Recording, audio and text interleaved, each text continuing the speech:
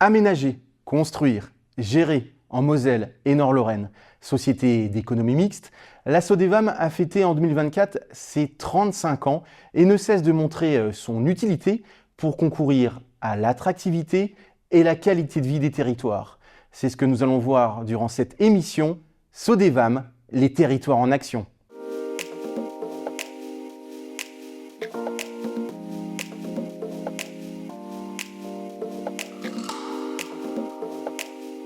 Bonjour à tous, ravi de vous retrouver une nouvelle fois au tout à Yutz pour une nouvelle émission. Et après la ZAC de la Tuilerie, justement à Yutz, on va évoquer un nouveau quartier aménagé à Rodemack, les Jardins du Castel, avec mes deux invités du jour, à commencer par Olivier Corman, maire de Rodemack. Bonjour. Bonjour. Comment vous allez ? Très bien, ravi de participer à cette émission. De même. Et puis à vos côtés, c'est également sa première, Bénédicte Anxiona, responsable de projet à la Sodevam. Bonjour Bénédicte. Bonjour. Tout va bien ? Ça va. Avant de commencer, une petite anecdote finalement. Pourquoi partir en vacances alors qu'on a la petite Carcassonne de Lorraine à proximité de l'Allemagne et du Luxembourg ? Très bonne question, parce qu'effectivement, quand on rentre du travail tous les jours, quand on rentre à Rodemack, on se sent un petit peu en vacances. Et il y a cette ambiance de village qu'on apprécie particulièrement. Mais bon, de temps en temps, ça fait du bien quand même d'aller voir ailleurs. Alors c'est vrai qu'on parle de la petite Carcassonne de Lorraine, parce qu'il y a ces fameux 700 mètres de remparts du XVe siècle, je crois. C'est ça. Et bon, on va commencer tout de suite cette émission avec la genèse du projet Les Jardins du Castel.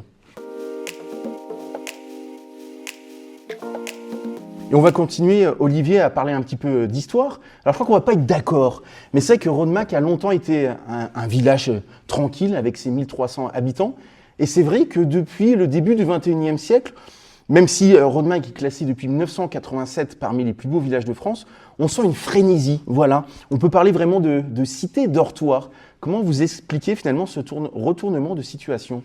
Alors vous le dites, si vous permettez, je ne suis pas tout à fait d'accord. Je m'en doutais. Avec votre analyse de cité dortoir. Alors, de luxe. De luxe en plus.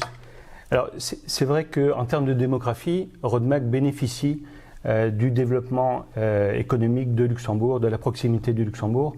Et au même titre que toutes les communes alentours, on voit une évolution forte de la population ces dernières années. Un titre d'exemple, dans les fin des années 70, on était à 500 habitants, aujourd'hui on est à 1300. Donc on n'a pas toujours été à 1300 habitants, mais il y a eu une augmentation au fil des années de la population, et essentiellement des travailleurs frontaliers qui se sont installés à Rodemack. Mais là où je ne suis pas d'accord, c'est que on ne s'installe pas à Rodemack uniquement parce qu'on est proche de Luxembourg. On s'installe aussi à Rodemack parce qu'on est amoureux du patrimoine, que le site est merveilleux, je dirais, on bénéficie d'un site historique qui est remarquable. On bénéficie aussi à Rodemack de nombreux services de proximité. Je crois qu'on a effectivement une crèche, des écoles périscolaires, on a des commerces, on a une boulangerie, on a une épicerie, on a une brasserie, on a des professions médicales qui se sont installées, avec prochainement en novembre l'ouverture d'une maison de santé pluriprofessionnelle qui va regrouper 12 professionnels de santé. Donc ça permet, je dirais, au-delà de la vie de tous les jours, d'avoir ces services de proximité qui permettent de vivre mieux. Et enfin, Rodemack, et c'est ce qui me touche le plus, c'est Rodemack est connu pour sa fête médiévale. Sa fête médiévale qui est gérée par l'association des Amis des Vieilles Pierres, qui regroupe toutes les associations de Rodemack. Et Rodemack a un dynamisme de bénévolat qui est incroyable. Et ça veut dire que quand on s'installe à Rodemack, d'une façon ou d'une autre, un jour, on intégrera ces associations et ça va créer une émulation et une convivialité dans le village qui, à mon sens, ne ressemble pas à un village dortoir. Eh bien, vous m'avez convaincu. Je sais, si je dois déménager prochainement, je sais que j'irai à Rodemack, parce qu'en tout cas, ça a l'air très, très plaisant. En tout cas, en 2008, Gérard Gerder, le maire de l'époque, avait lancé un projet d'urbanisme, on va dire, innovant, sur la dernière parcelle disponible du ban communal, environ 7,5 hectares en surplomb de la cité médiévale. Comment vous pourriez définir le projet à son origine, alors que vous étiez à l'époque conseiller municipal? Alors, effectivement, on a démarré la réflexion du projet en 2008. Rapidement, on s'est mis en route avec la SODEVAM. L'objectif initial, où il y avait plusieurs objectifs au départ, l'objectif initial, c'était de maîtriser le foncier à la revente pour permettre notamment aux Rodemacois et aux gens proches de Rodemack de pouvoir s'y installer à un prix, on va dire, modéré. Donc les primo-accédants étaient notre cible première. Donc ça, c'était, je dirais, notre motto de départ. Deuxième objectif, c'était le développement durable et l'écologie. Et c'était de faire un quartier vraiment remarquable également d'un point de vue écologique et de développement durable, avec l'installation de systèmes de récupération d'eau de pluie avec des noues partout sur le site, avec, je dirais, des sentiers piétons un peu partout sur le quartier qui permet de limiter autant que possible l'utilisation de la voiture. Donc bref, un objectif aussi de qualité environnementale, je dirais, lié à ce quartier. Un autre objectif qui est plus une vision à plus long terme, c'était de lancer ce projet et dès le départ, on le voulait sur le long terme. Un projet en 15 ans minimum, 3 tranches de plus ou moins 5 ans, pour permettre, je dirais, une évolution régulière de la population par différentes tranches, pour permettre aussi aux nouveaux habitants de s'y installer, de s'intégrer à la vie locale, comme je disais tout à l'heure, et de bien s'y sentir. Et finalement, maintenant, on va arriver à la 3e tranche. Et donc, il y a un bon amalgame qui se fait avec des gens qui aident les autres à s'intégrer, etc. Et une vie de quartier qui vit de plus en plus à l'extérieur, avec justement les espaces verts qui prennent toute leur place. Et donc voilà, ces objectifs initiaux sont restés dans le temps, et ça nous a permis aussi de finalement gérer dans le temps l'évolution de l'effectif dans les écoles, dans le périscolaire, etc., plutôt que d'avoir, je dirais, tout de suite un grand quartier qui s'installe avec une masse de population à intégrer, éventuellement d'élèves à intégrer dans les écoles et potentiellement des infrastructures à revoir. Donc là, ça nous a permis de justement gérer ça dans le temps et de manière fluide. On reviendra sur l'évolution au fil de l'émission. Bénédicte, c'est vrai que la SODEVAM est intervenue très rapidement, dès 2009. Justement, à partir de ce moment-là, quelles étaient vos priorités ?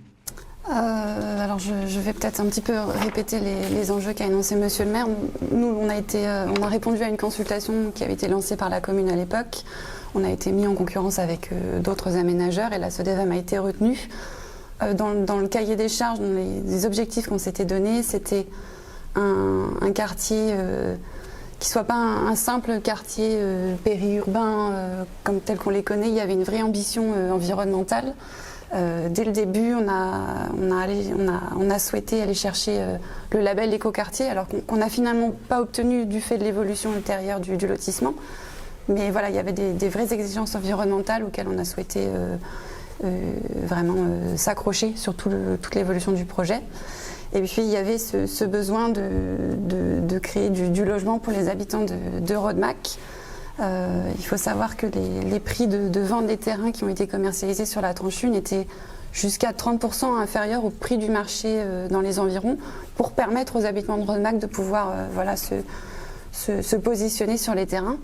Et j'ai regardé les statistiques là juste avant de venir. Sur la tranche 1, on a un tiers des habitants qui ont acheté un terrain qui avait une adresse de domicile à Rodemack à l'époque, et un tiers des communes aux alentours, communes proches. Donc je dirais Paris gagné quand même. Quelles ont été les premières difficultés rencontrées sur ce projet, puisque c'est vrai, on parle beaucoup d'environnement et ça sera un petit peu le fil conducteur de cette émission, mais c'est vrai qu'il ne fallait pas dénaturer, il ne faut pas dénaturer Rodemack, dont l'ADN reste le plaisir et l'art de vivre. Oui, tout à fait. Alors en fait, difficulté, nous on parle plutôt d'ambition chez nous. On ne voulait pas faire un lotissement classique. J'ai encore pas tout à fait le langage chaud des VAM. Oui. Donc en fait, on est parti vraiment de la cité médiévale historique de Rodemack. C'est des maisons très resserrées, c'est des petits terrains, c'est finalement... Voilà, c'est dense, et puis il y a des jardins qui sont extramuros de l'autre côté des remparts. Et ça, c'était un peu notre fil rouge au départ pour concevoir le lotissement. On a pensé des petits terrains avec de la maison en bande, on appelle ça, donc des maisons mitoyennes par leur façade principale, et puis des poches de végétation à différents endroits du lotissement. Donc on a 2 vergers aujourd'hui, on a une aire de jeu, et puis on a toutes ces venelles piétonnes et ces chemins très végétalisés aujourd'hui pour arborer le lotissement et voilà, lui faire un cadre qui s'inscrit dans l'histoire de Rodemack. Alors on en a déjà parlé, mais on va rentrer évidemment dans le vif du sujet avec le projet des jardins du Castel.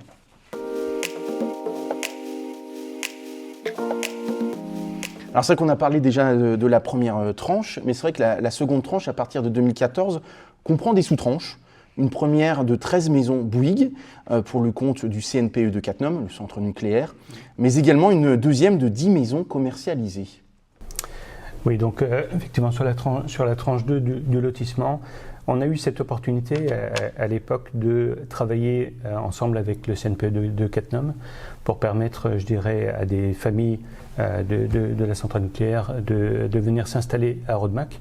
Je crois qu'on a la chance sur le territoire d'avoir un employeur de renom comme EDF qui rassemble énormément de familles et d'avoir cette possibilité d'avoir des familles qui s'installent à Rodemack était pour nous aussi très, très intéressant.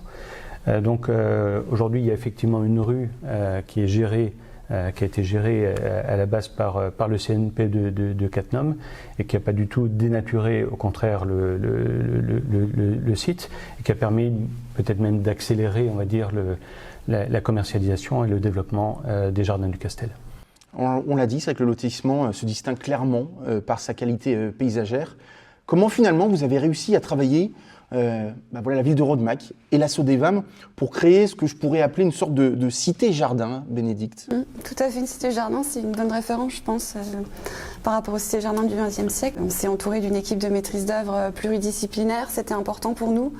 On est allé chercher un architecte urbaniste, un paysagiste qui au départ était même mandataire du groupement, donc qui avait toute sa place dans la conception du lotissement, et puis des bureaux d'études spécialisés, notamment un bureau d'études hydrauliques pour toute la question de gestion des eaux de pluie. Voilà, au niveau des ambitions, je continue du coup. On avait des exigences environnementales et paysagères assez fortes, on en a déjà parlé. Donc on a donné des contraintes à respecter à l'équipe de maîtrise d'œuvre qui était, d'un point de vue technique, la gestion des eaux de pluie 100% en infiltration à la parcelle. Donc ça veut dire que sur le lotissement aujourd'hui, on n'a pas de canalisation d'eau pluviale. Tout est géré sur les terrains des maisons ou bien dans des noues d'infiltration et des bassins de rétention pour toutes les voiries. En exigence architecturale, on a rédigé un cahier des charges avec des prescriptions architecturales. L'objectif, c'était d'avoir une certaine unité architecturale sur le lotissement. Donc là, c'est l'architecte urbaniste qui a beaucoup travaillé, on va dire, pour arriver à une cohérence urbaine d'ensemble. Donc ce qu'on peut s'apercevoir, c'est qu'il y a eu une vraie évolution dans le temps du projet pour arriver à ce qu'il est aujourd'hui. Vous en avez parlé sur le plan environnemental, mais également, puisqu'au départ, il devait y avoir des immeubles collectifs, finalement, qui ont été remplacés par des maisons accolées. Et puis, si je ne me trompe pas, au départ, la voiture devait être en partie absente, et finalement, revirement de situation, la voiture est présente. Au départ, on cherchait le label écoquartier. Et c'est un des critères prépondérants du label écoquartier, c'est que les voitures sont garées dans des parkings mutualisés, ne vont pas jusqu'au pied des bâtiments. Alors, ça, c'était les intentions initiales du projet. Il y a eu, on sait tous, la crise de 2008-2009. Les promoteurs qui s'étaient engagés au départ sur des projets de construction d'habitats intermédiaires ou en bande se sont désengagés. Donc on a revu un petit peu la copie et on a repensé le lotissement pour proposer plus de parcelles vendues individuellement. Et de facto, la voiture est arrivée au plus proche des terrains et des maisons. Et puis finalement, on reste à Rodemack. Tous les habitants ont une voiture aujourd'hui, donc on a aussi cherché à répondre à un besoin des habitants sur le secteur. Alors Olivier, c'est vrai que vous êtes arrivé à la mairie en 2020, forcément pas question de tout révolutionner, mais vous avez, je présume, essayé d'imprimer votre patte depuis maintenant 5 ans.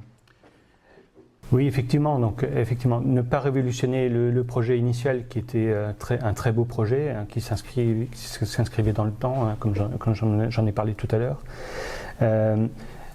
Notre patte, on l'a surtout ajouté sur, je dirais, le développement de sentiers piétons.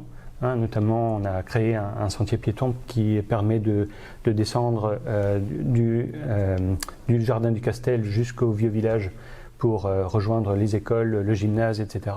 et permettre en fait aux habitants d'utiliser le moins possible la voiture. Hein, donc la voiture est présente, mais en fait les gens se déplacent beaucoup à pied. Et donc ça c'est important. Vous l'évoquiez tout de suite, on a mis en place des vergers partagés. Hein, donc là aussi c'est important, et on a mis une aire de jeu au centre du quartier, qui permet, je dirais, d'avoir un quartier où il fait bon vivre, mais également où c'est très sympa de s'y promener tout simplement, hein, parce que c'est très végétalisé, et donc ça permet, je dirais, de rencontrer beaucoup d'habitants. Et dernière décision qu'on a prise, c'est que pour favoriser ce déplacement piéton, on a réglementé la circulation en mettant une zone partagée à 20 km/h, donc avec priorité aux piétons et aux cyclistes, hein, ce qui permet que sur tout le quartier, en fait, les piétons et les cyclistes sont bien prioritaires, et ça permet de se promener en toute sécurité. Alors nous sommes désormais dans la 3e et normalement dernière tranche de ce projet, 38 parcelles disponibles à l'achat depuis 2023. Oui. Où en est-on concrètement 2 ans plus tard ? Alors le projet de la 3e tranche avance très bien.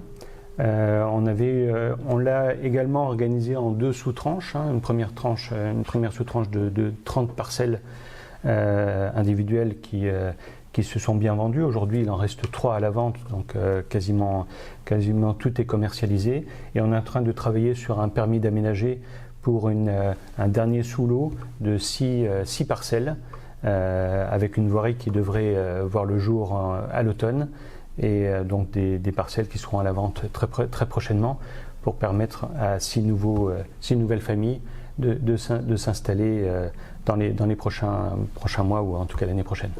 Alors Bénédicte, tout n'a pas été simple, comme souvent dans pareil cas. Vous avez dû faire face à une nouvelle contrainte d'urbanisme, puisqu'on parle de densification du bâti avec une nouvelle réglementation qui imposait de construire au minimum 22 logements à l'hectare contre 18 auparavant. Comment vous avez réussi à y faire face, tout simplement ? Alors ça n'a pas été tellement compliqué, parce que le projet de base était déjà dense. De fait d'imposer de la mitoyenneté dans les constructions de maisons, on avait des terrains qui n'étaient pas très grands, qui n'étaient pas très larges, et donc on avait beaucoup de terrain finalement, c'était déjà dense. Après, sur la tranche 3 en particulier, comme effectivement la densité a un petit peu augmenté dans le SCOT, on a créé ce qu'on appelle aujourd'hui des parcelles en drapeau. Donc vous avez la rue, vous avez un premier front de maisons sur la rue, et vous avez, grâce aux parcelles en drapeau, un deuxième front de maisons sur l'arrière. Donc vous utilisez encore un petit peu plus de terrain pour densifier. Pour terminer, on touche au but, finalement, avec ces jardins du Castel. Est-ce que le résultat final va dans le sens de ce que vous vouliez, et va bien justement dans la petite Carcassonne de Lorraine ? En tout cas, le plus beau retour que j'ai aujourd'hui, ce sont les habitants eux-mêmes, hein, qui y habitent et qui ont beaucoup de plaisir à habiter sur le site des jardins du Castel. Encore une fois, c'est un quartier qui est agréable, et où il fait bon vivre, où il est agréable également de se promener, et on voit une vie de quartier avec des gens qui sont à l'extérieur, et ça fait plaisir. Eh bien, en tout cas, merci. Nous, on se retrouve prochainement pour une nouvelle émission SODEVAM, les territoires en action. Bye bye.